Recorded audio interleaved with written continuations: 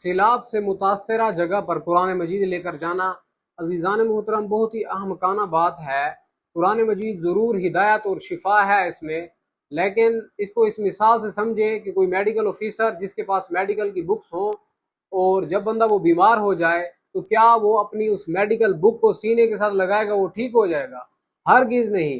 जब तक कि वो अपनी मेडिकल बुक पढ़ेगा, उसका मुताला करेगा और अपनी बीमारी को समझते हुए डोज जब तक नहीं लेगा तब तक वो ठीक नहीं होगा।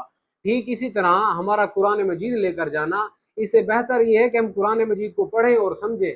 क्या नबी करीम सल्लल्लाहु अलैहि वसल्लम की सीरत से हमें यही मिला है?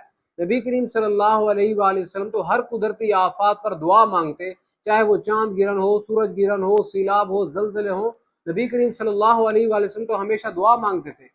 तो हमें भी चाहिए कि इसके बरअक्स हम कुरान मजीद सीलाब वाली जगह पर ले जाएं और कुरान मजीद की बेहुरमती हो, क्योंकि ये तो अल्लाह ताला के हाथ में है। अल्लाह तबारक व